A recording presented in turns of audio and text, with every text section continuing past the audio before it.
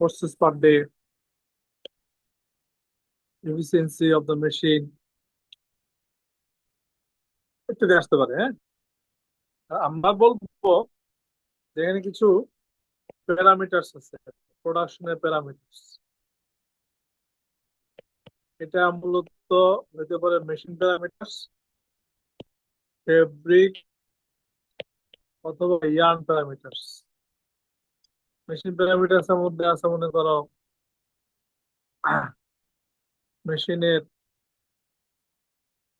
Dia, ফিডার্স, needle, ঠিক আছে, efficiency. আর নিডিলের সাথে সম্পর্কিত হলো ডায়া এন্ড হলো গোস বা গেজ, ঠিক আছে। আর আছে হলো সিলিন্ডার আরপিএম বা স্পিড,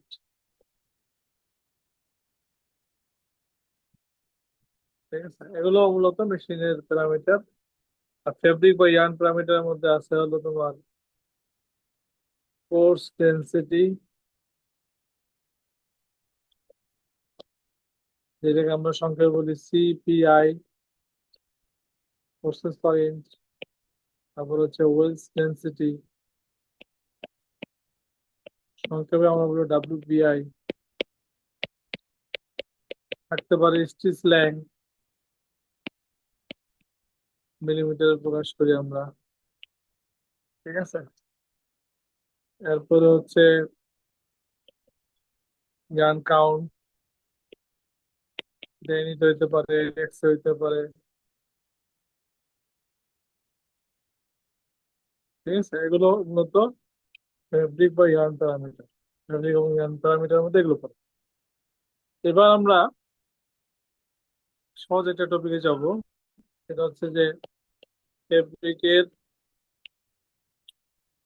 উইডথ বের করা। এমনিতে আমরা যদি লুপের দিকে তাকাই,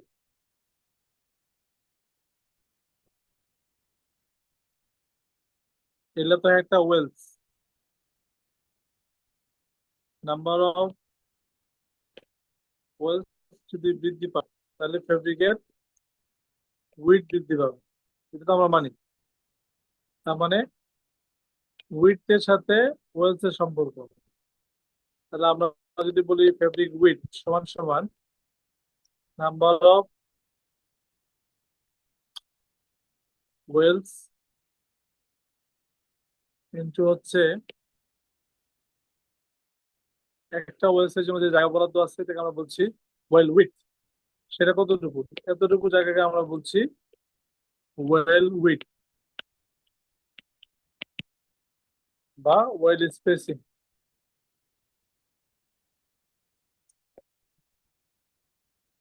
এটা হলো সূত্র। নাম্বার অফ ওয়েলস, এটাকে আমরা ঠিক রাখলাম। ওয়েল উইডথকে আমরা লিখতে পারি 1 by wales density. Number of wales এর পরিবর্তে আমরা লিখতে পারি নাম্বার অফ নিডলস, কারণ যতগুলো নিডিল ততগুলো ওয়েলস তৈরি হয়। আর ওয়েলস ডেনসিটির জায়গায় আমরা ডাব্লিউপিআই লিখতে পারি, ডাব্লিউপিআই। তাহলে অ্যান্সারটা কিসে আসবে, ইঞ্চিতে আসবে। Total needle divide by wales per inch, ঠিক আছে। মেশিনের মধ্যে নিডিল যতগুলো আছে এটাকে ওয়েলস পার ইঞ্চ দিয়ে ভাগ করলে ফেব্রিকের উইডথ আসবে। এটা সূত্র। এখন যে বিষয়টা আমরা আলোচনা করি সেটা হচ্ছে যদি সার্কুলার মেশিন হয় সেক্ষেত্রে নিডিলের সংখ্যা বের করতে হয় কিভাবে, পাই ইন্টু বি ইন্টু জি। আচ্ছা, ডি হচ্ছে ডায়া আর জি হচ্ছে এনপিআই বা নিডিল পার ইঞ্চ। গুণ করলে আমরা নিডিলের সংখ্যা বের করতে পারি। এটা হলো সার্কুলারের ক্ষেত্রে, সার্কুলার। সার্কুলার। যদি ফ্ল্যাট হয় সেক্ষেত্রে নিডলের সংখ্যা সমান সমান gauge into with.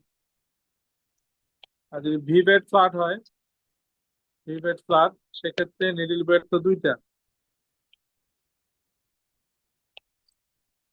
Needle bed দুইটা, সেক্ষেত্রে নিডলের সংখ্যা হবে গেজ ইন্টু হলো উইথ ইন্টু হলো টু।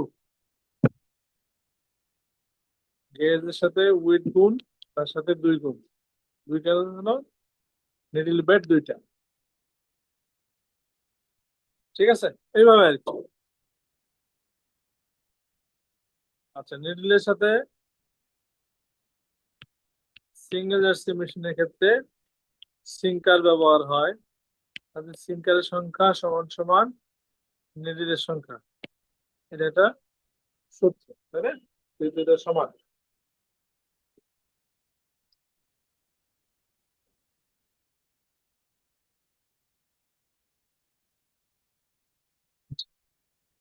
এরপর আমরা আসি একটা বিষয়, যে উইথ আমরা পাইলাম একটু আগে সূত্র থেকে, সেটা আসলে ওপেন উইথ। ওপেন উইথ বুঝছেন? যে এখান থেকে যে ফেব্রিকটা নামবে, যে ফেব্রিকটা নামবে এখান থেকে, সে ফেব্রিকটা তো টিউব আকারে থাকে। এই টিউবটা যখন আমরা ওপেন করে দিই, টিউবটা যখন আমরা ওপেন করে দেই, এটাকে আমরা বলছি ওপেন উইথ। আর আরেকটা উইথ হলো টিউবুলার অর ফোল্ডেড উইথ। ঠিক আছে, সাধারণত tubular or folded with open with এর অর্ধেক।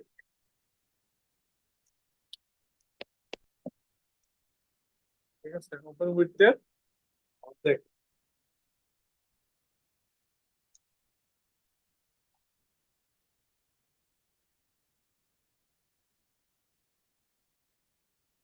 তারা ফেব্রিকের লেন্থ কেমনে বের করা যায়? আগের মতোই আমি যদি গ্রুপগুলো আঁকি, যত কোর্সের সংখ্যা বাড়তেছে ফেব্রিকের দৈর্ঘ্য তত বাড়তেছে। তারপরে কোর্সের সংখ্যা বৃদ্ধি পেলে দৈর্ঘ্য বৃদ্ধি পায়। কাজেই আমরা যদি ফেব্রিকের দৈর্ঘ্য বের করতে চাই তাহলে কোর্সের সংখ্যা লাগবে। ফেব্রিক লেন্থ ইকুয়াল টু, আমরা যদি বলি কোর্সের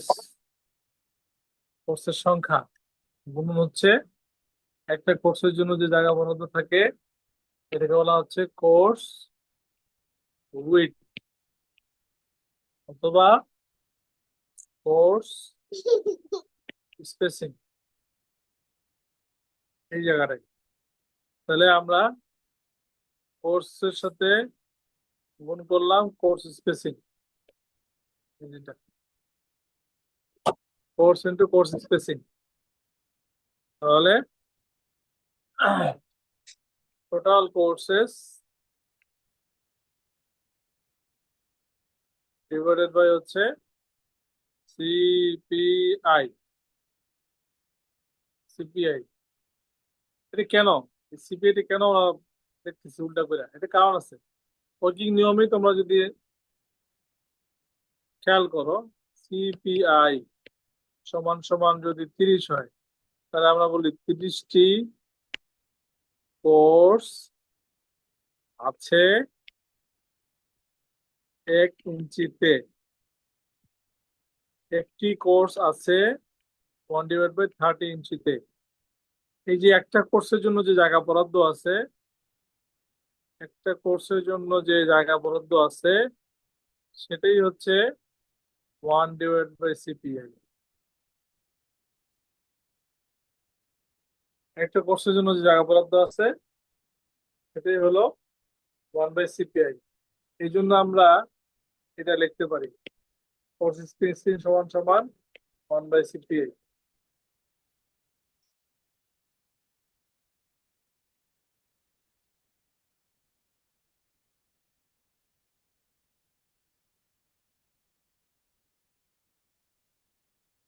একটা বিষয় খেয়াল করো, যে কোর্সের সংখ্যা মেশিনে কি ফিক্স থাকে নাকি সময়ের সাথে বৃদ্ধি পায়?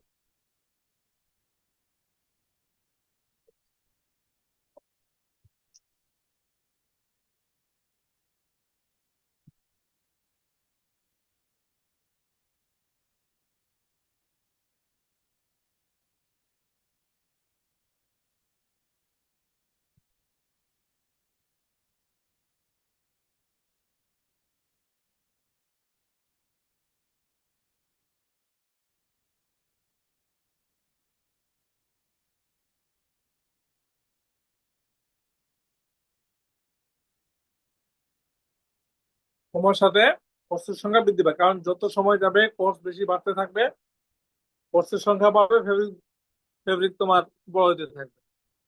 কাজে এখানে আমরা যে বললাম লেন্থ সমান সমান টোটাল কোর্স, এটা আসলে টাইমের সাথে রিলেটেড। টাইম যত যাবে মেশিন যত তত ঘুরবে, কাজে এটা কোর্সেস পার ডে বলতে হবে, অথবা কোর্সেস পার আওয়ার বলতে হবে, কোর্সেস পার শিট বলতে হবে, কিছু তো একটা বলতে হবে। আর এটা তো অ্যান্সার আসবে ইঞ্চিতে, যেহেতু কোর্সেস পার ইঞ্চ এখানে আছে, কাজে 39.37 দিয়ে ভাগ করলে মিটার পার ডে। এর সূত্র,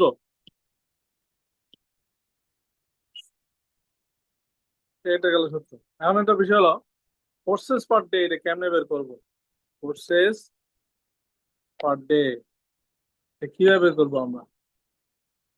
সাধারণত আমরা কি জানি যে ফিডারের সংখ্যা যত থাকে, ফিডার, হ্যাঁ, ফিডারের কাজ হলো সুতা ফিট করা। এর যদি একটা ইয়ে হয়, ফিডার হয়, এদিক দিয়ে সুতা পাস করবে, আরেকটা ফিডার এখান থেকে সুতা পাস করবে, অর্থাৎ যতগুলো ফিডার ততগুলো সুতা পাস করবে। বুঝতে পারছো? এখন তার মানে কি বোঝা যাচ্ছে, যে যদি একটা মেশিনের মধ্যে ফিডারের সংখ্যা থাকে 5টা, তাহলে 5টা সুতা একবার ঢুকবে এবং একই সাথে 5টা কোর্স তৈরি হবে। বুঝতে পারছো কিনা? তার মানে কোর্সের সংখ্যা সমান সমান হলো ফিডারের সংখ্যা, কিনা? 5টা কোর্স থাকলে 5টা কোর্স হবে, একবার ঘুরলে 5টা। কাজে পার রেভলিউশন অফ সিলিন্ডার, সিলিন্ডার প্রতি ঘূর্ণনে কোর্স কতগুলো তৈরি হবে? যতগুলো ফিডার আছে ততগুলো কোর্স তৈরি হবে। বুঝতে পারছো কিনা? ফিডারের সংখ্যা যদি 90টা হয়, তাহলে পার রেভলিউশনে 90টা কোর্স হবে। বুঝা গেছে? তাহলে একবার ঘুরলে 90টা কোর্স, দুবার ঘুরলে 90 × 2 = 80, 180।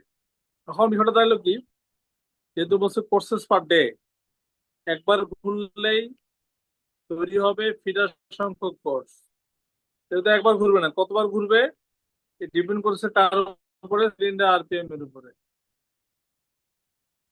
সিলিন্ডার আরপিএম মিনিটে কতবার ঘুরবে, ঘন্টায়, দিনে? সারাদিনে তো আর অনবরত চলতে পারে না, আর এটার সাথে এফিসিয়েন্সি গুণ হবে। ঠিক আছে? ডিভাইড বাই কিছু নেই, যেহেতু আমরা কোর্সের সংখ্যা বের করতেছি, প্রতি ঘূর্ণনে মিটার সংখ্যক কোর্স হয়, 1 মিনিটে কতগুলো কোর্স হয় সিলিন্ডার আরপিএম দিয়ে গুণ, 1 ঘন্টা কতগুলো হয় 60 দিয়ে গুণ, তারপরে 24 দিনে কতটুকু হয়, আহ 24 ঘন্টা কতটুকু হয় 24 দিয়ে গুণ, এরপর এফিসিয়েন্সি। এই হলো সারাদিনে কতগুলো কোর্স তৈরি হয় তার সংখ্যা। কোর্সেস পার ডে কে আমরা সংক্ষেপে সিপিডি বলে থাকি। Courses per day, courses per day. ঠিক আছে?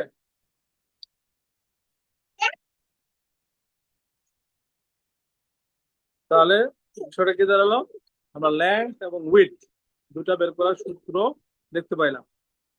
এবার যদি ফেব্রিক ফেব্রিকের ওয়েট বের করতে চাই। ফেব্রিকের ওয়েট অফ ফেব্রিক, সারাদিনে কতগুলো ফেব্রিক তৈরি হয় তার ওজন বের করবো। ইউনিটটা হচ্ছে কেজি পার ডে। ইউনিটটা হচ্ছে কেজি পার ডে। এটা কিভাবে করবো? তোমরা আমার সাথে একমত যে সারাদিনে যে পরিমাণ সুতা মেশিনে প্রবেশ করে এগুলো কি হয়? ফেব্রিক হয়। ফেব্রিক হয়ে রোলের মধ্যে জোড়ায়, তাই না? রোলের মধ্যে জোড়ায়। তার মানে সারাদিনে যত সুতা ফিড হয়, ইয়ার্ন কনজিউমড পার ডে, আমরা যদি এটা বের করতে পারি, ইয়ার্ন কনজিউম পার ডে, সেটা হইতে পারে মিটারে বের করতে পারি অথবা কিলোমিটারে বের করতে পারি। পরে যদি এটাকে আমরা ইয়ার্ন কাউন্ট দিয়ে সিস্টেম করতে পারি, ইয়ার্ন কাউন্ট দিয়ে, এটা হতে পারে এনি অথবা টেক্স, হ্যাঁ, সিস্টেম করতে পারি, তাহলে ওজন বের হয়ে যাবে। সুতার ওজনটাই কিন্তু কি হলো? ফেব্রিকের ওজন। কারণ সুতা তো মেশিনে গিয়ে ফেব্রিক হয়ে গেছে। তাহলে আমরা যদি ইয়ার্ন কনজিউম পার ডে বা ইয়ার্ন লেংথ, সারাদিনে কত ইয়ার্ন লেন্থ যাচ্ছে, এটা যদি বের করতে পারি তাহলে আমাদের জন্য সহজ। এটা কিভাবে? আমরা যদি বলি টোটাল নাম্বার অফ কোর্সেস, সারাদিনে কি পরিমাণ কোর্স তৈরি হয়, এটা আমরা একটু আগে শিখছি। তার সাথে গুণ হচ্ছে একটা কোর্সের দৈর্ঘ্য। তাহলে কিন্তু সারাদিনে কত সুতা গেল তার আমরা দৈর্ঘ্য পেয়ে যাব। একটা কোর্সের দৈর্ঘ্য গুণ হচ্ছে total number of courses. Feeder গুণন সিলিন্ডার আরপিএম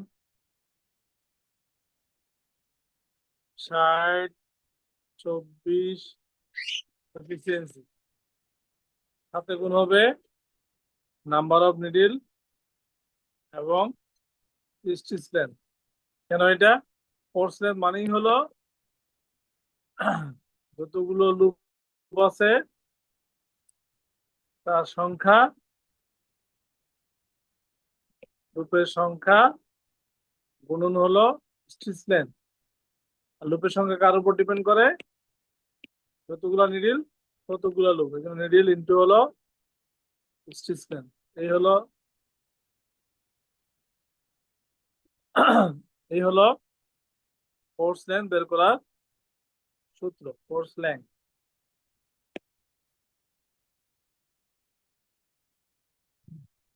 লুপ যতগুলো ততগুলো নিডল এবং তার সাথে স্টিচ লেন্থ গুণ করলে আমরা কোর্স লেন্থ পেয়ে যাব। সারাদিনে কত সুতা কনজিউমড হলো এটা আমরা এখান থেকে পেয়ে যাব। আর স্টিচ লেন্থের ইউনিটের সাধারণত মিলিমিটারে থাকে।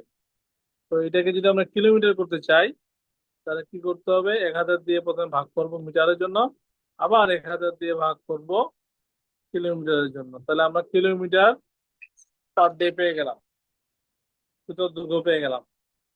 এখন সুতার দৈর্ঘ্য থেকে আমরা কি করব? সুতার দৈর্ঘ্য থেকে যদি আমরা ওয়েটে নিতে চাই তাহলে এখানে কি করতে হবে? কাউন্টের সাহায্য নিতে হবে। কাউন্টের সাহায্য নিতে হবে। সুতার দৈর্ঘ্য থেকে আমরা ওয়েটে গেলে need count of yarn. Suppose সারাদিনে যত সুতা কনজিউমড হলো সেটাকে আমরা ধরে নিলাম হলো এক্স। পুরোটা মিলাই আমরা পাচ্ছি এক্স। আর আমরা এখন বলতেছি যে ইয়ার্ন কাউন্টের মাধ্যমে আমরা সিস্টেম করব। সাপোজ আমরা ইয়ার্ন কাউন্ট লেট, আমরা এটা ধরে নিলাম লেট ইয়ার্ন কাউন্ট 30 এক্স।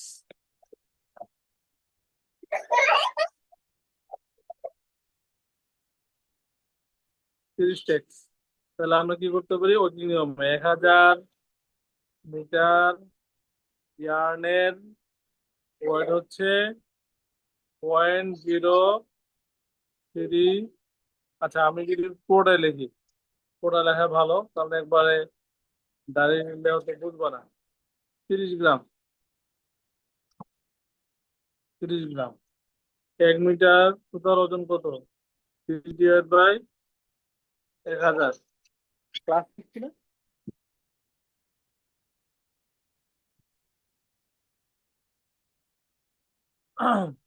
এত গ্রাম। অতএব এই যে এক্স, মিটার সুতার ওজন, আমরা যদি মিটার নিয়ে থাকি মিটার, আর যদি কিলোমিটার নিয়ে থাকি কিলোমিটারও হতে পারে, সমস্যা নেই। 30, আমরা একটা কিলোমিটার বলছিলাম যেহেতু, আমরা কিলোমিটার বলছি, কাজে আমরা এখানে যেটা করতে পারি এটা হলো এই জায়গায় আমরা মিটার না লিখে ডিরেক্ট কিলোমিটার লিখতে পারি। 1 কিলোমিটার সুতার ওজন এত, তাহলে মাঝখানে এটা বাদ দেই, এটা বাদ দেই ডিরেক্ট, যেহেতু আমরা কিলোমিটারে আনবো। 1 কিলোমিটার ইয়ার্নের ওজন হবে 30 গুণন 1, এত গ্রাম। যেহেতু আমরা কেজি যাচ্ছি, তাহলে 1000 দিয়ে এটা কেজি হবে। ঠিক আছে, এই এক্স এর মানটা আমরা এখানে বসাই দেবো আর কি। এক্স এর ভ্যালু বের করতে গেলে এটা বের করতে হবে।